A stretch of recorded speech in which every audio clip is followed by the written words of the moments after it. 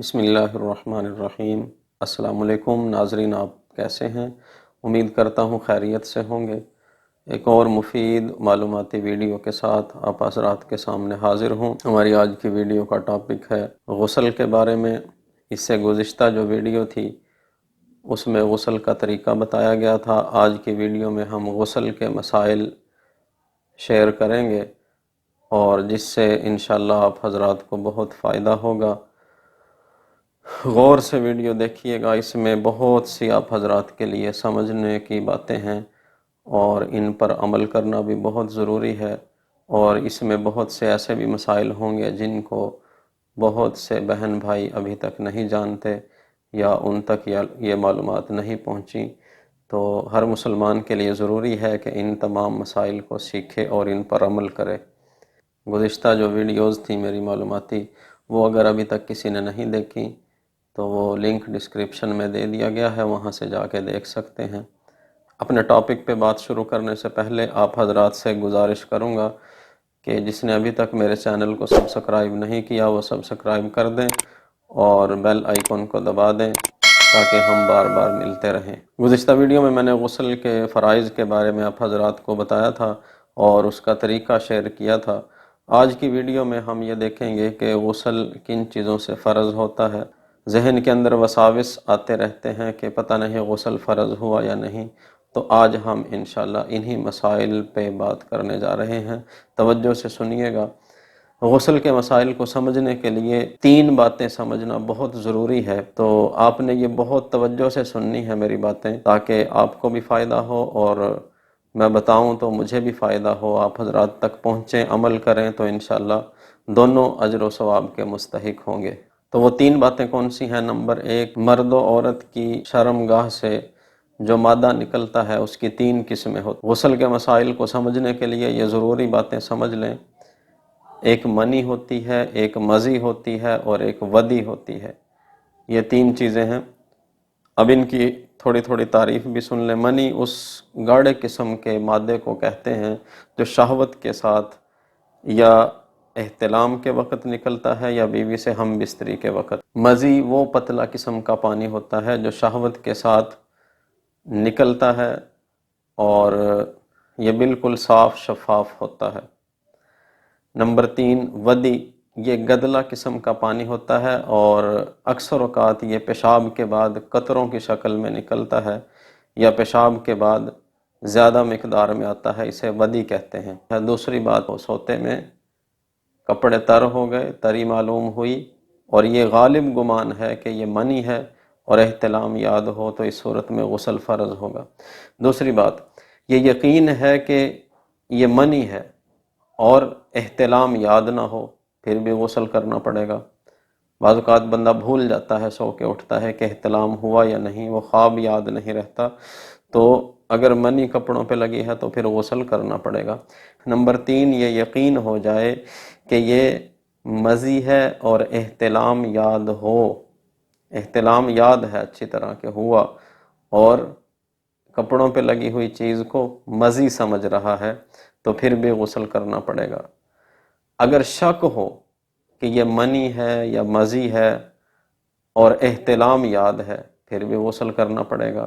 Number 4، اگر شک ہو کہ یہ منی ہے یا مزی ہے اور احتلام یاد ہو، دونوں چیزوں میں سے ایک کا شک ہے اور احتلام بھی یاد ہے تو پھر غسل کرنا پڑے گا۔ نمبر 5، اگر یہ شک ہو کہ یہ منی ہے یا ودی ہے اور احتلام یاد ہو، اس چیز میں شک کر رہا ہے کہ یہ منی ہے ودی ہے تو پھر غسل کرنا پڑے گا۔ نمبر 6، شک ہو کہ یہ مزی ہے یا ودی ہے اور احتلام یاد ہو، مزی اور ودی کے شک میں پڑا ہوا ہے لیکن اس کے ساتھ احتلام بھی یاد ہے کہ ہوا تھا تو پھر بھی غسل کرنا پڑے گا۔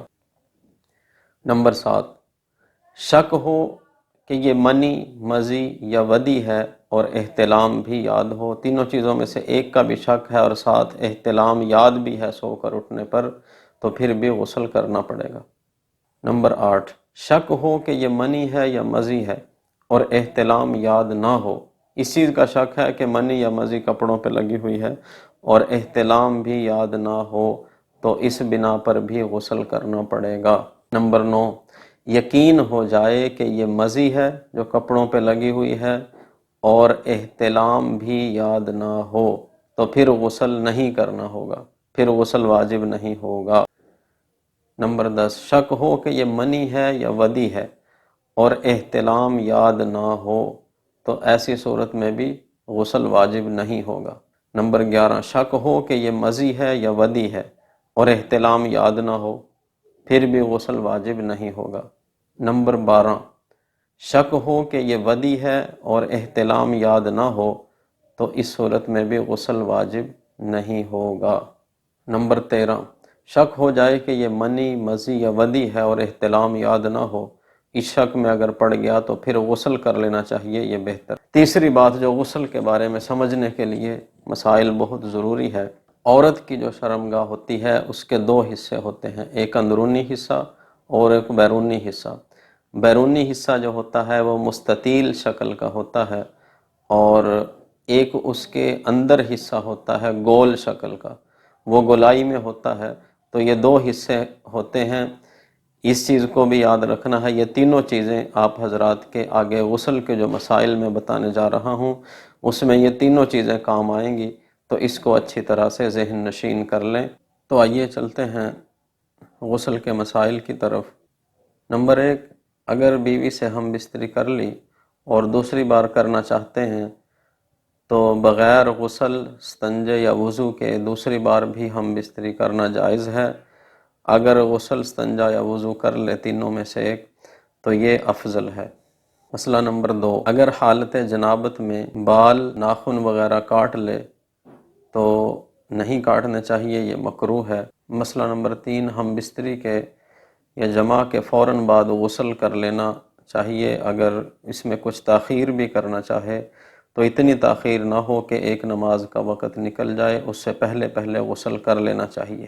مسئلہ نمبر 4، اگر کسی نے خواب میں احتلام روک لیا اور اٹھنے کے بعد اس کو کچھ قطرے نکلے منی کے تو اسے بہتر ہے کہ غسل کر لینا چاہیے، اسی میں احتیاط ہے۔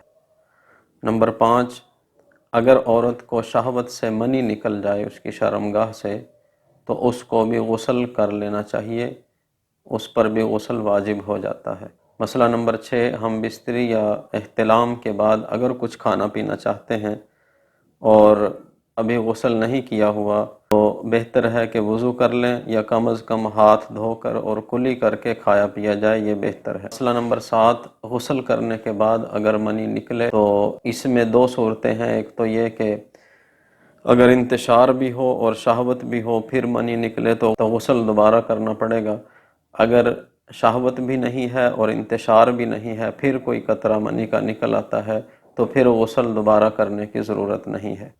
مسئلہ نمبر 8، اگر رات کو میاں بیوی نے ہم بستری کی اور صبح کو حیض کا خون آ گیا یا ماہواری آ گئی عورت کو تو اس کو جو وہ غسل جنابت تھا ہم بستری سے فرض ہوا تھا اس کے کرنے کی اب ضرورت نہیں ہے، وہ اب حیض سے پاکی کا ہی غسل کرے گی، وہی اس پر فرض ہوگا۔ اب جب خون آنا بند ہو جائے گا اس کے بعد وہی غسل وہ کرے گی تو وہی اس کی پاکی کا غسل شمار ہوگا۔ مسئلہ نمبر 9، خواب میں کسی عورت سے جمع کیا مگر انزال نہ ہوا، یعنی کہ منی خارج نہ ہوئی تو اس کے بعد اٹھ کر پیشاب کرنے کے لیے گیا، پیشاب کرنے کے بعد پھر کچھ قطرے منی کے آ جاتے ہیں تو ایسی صورت میں غسل واجب نہیں ہوگا۔ مسئلہ نمبر 10، عورت کو غسل کرتے ہوئے اپنی شرمگاہ کا بیرونی حصہ جو میں نے شروع میں بتایا تھا تو اس کا دھونا یہ فرض ہے، اگر اس کو نہیں دھوئیں گے تو غسل نہیں ہوگا۔ مسئلہ نمبر 11، اگر کوئی مرد اپنی عورت کی شرمگاہ میں اپنی شرمگاہ پر کپڑا لپیٹ کر اس کے اندر داخل کرے تو ایسی حالت میں اگر عورت کے جسم کی حرارت مرد کو محسوس ہو تو پھر اس پر غسل فرض ہوگا، بصورت دیگر نہیں ہوگا، لیکن اس میں احتیاط یہی ہے کہ غسل کر لیا جائے۔ مسئلہ نمبر 12، اگر کوئی مرد اپنی عورت کی شرمگاہ میں اپنی شرمگاہ کا اگلا حصہ یعنی کہ جیسے سپاری کہتے ہیں اس کا تھوڑا سا حصہ داخل کرے اور فارغ نہ ہو، ایسی صورت میں غسل واجب نہیں ہوگا۔ مسئلہ نمبر 13، اگر کوئی شخص خواب کے اندر خواب کی حالت میں کپڑوں پر منی گرتی دیکھے اور اپنے آپ کو فارغ ہوتا دیکھے، لیکن جب سو کے اٹھتا ہے تو اس کے کپڑوں پر اس کے کوئی اثرات نہیں ہوتے، تو ایسی حالت میں بھی غسل فرض نہیں ہوگا۔ مسئلہ نمبر 14، اگر غسل کر رہے ہیں تو اس کے بعد وضو کرنے کی ضرورت نہیں ہے، اگر ایسا کرے تو یہ غلط ہے، ہاں غسل سے پہلے وضو کر سکتے ہیں۔ مسئلہ نمبر 15، جس غسل خانے میں پیشاب وغیرہ کرتے ہوں یا ناپاک ہو تو وہاں پہ غسل نہیں کرنا چاہیے، اگر غسل کرنا ہو تو پہلے اس کو دھو کر پاک کر لیا جائے پھر غسل کیا جائے۔ غسل کرتے ہوئے کچھ بھی زبان سے پڑھنا، آیت یا کلمہ وغیرہ، یہ صحیح نہیں ہے، یہ دین سے ناواقفیت ہے۔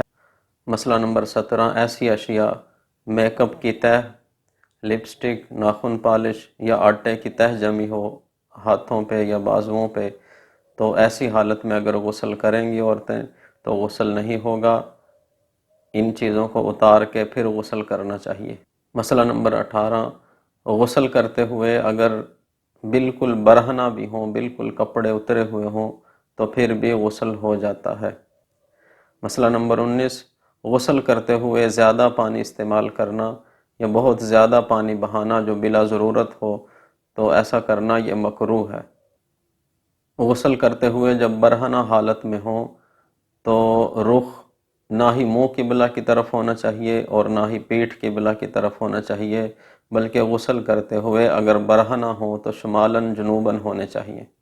مسئلہ نمبر 21، اگر آپ نے غسل صحیح سنت کے مطابق کیا اور کوئی بھی بال برابر جگہ خشک نہ رہی تو ایسی حالت میں اگر بعد میں آپ کو کوئی وسوسہ آتا ہے یا شک ہوتا ہے کہ کوئی جگہ خشک رہ گئی ہو یا غسل نہ ہوا ہو تو یہ محض وسوسہ ہے اور شیطانی خیال ہے، اس کو چھوڑ دینا چاہیے، اس کا کوئی اعتبار نہیں، آپ کا غسل صحیح ہو گیا۔ مسئلہ نمبر 22، غسل کرتے ہوئے اگر بات چیت کر لی تو آپ کا غسل پھر بھی ہو جائے گا، اس سے غسل پر کوئی اثر نہیں پڑتا، لیکن ایسا کرنا نہیں۔ مسئلہ نمبر 23، یہ بھی غسل سے متعلقہ ہے، زیر ناف بال جو ہیں ناپاک بال، ان کو کہاں تک صاف کرنا چاہیے، یہ بھی اکثر لوگوں کا سوال رہتا ہے، تو یہ بھی سن لیں کہ رانوں کی جڑوں تک یا جہاں تک بھی ممکن ہو سکے پیشاب پخانے کی جگہ کے ارد گرد جہاں تک آسانی سے صاف ہو سکیں بال تو وہاں تک کر لینے چاہیے۔ مسئلہ نمبر 24،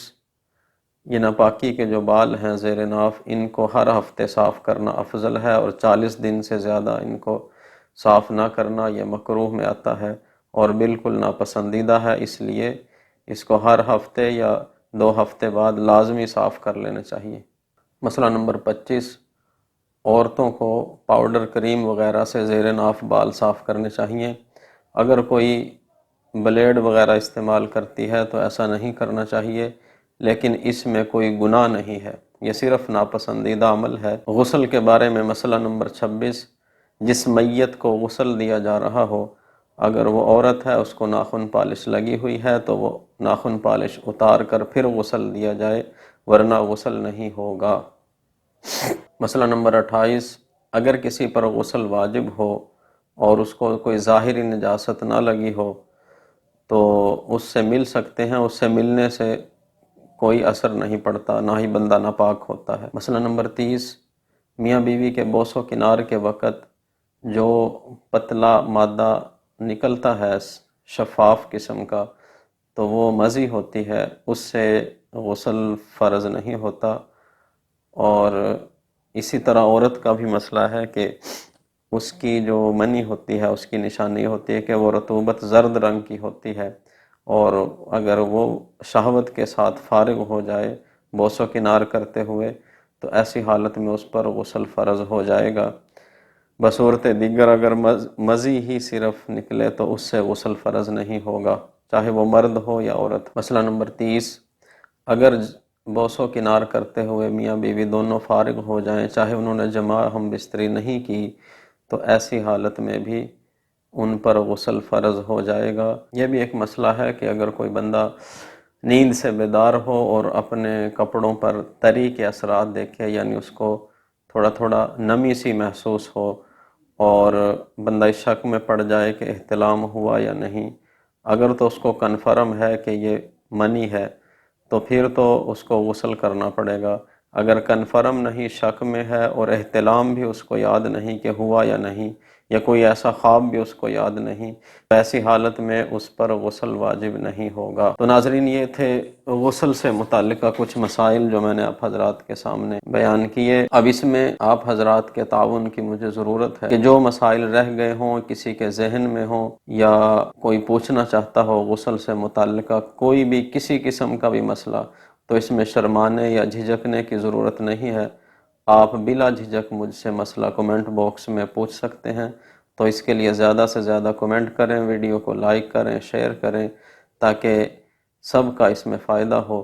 تو آئندہ ایک مفید ویڈیو کے ساتھ ملتے ہیں، تب تک کے لیے اجازت۔ اللہ حافظ، فی امان اللہ۔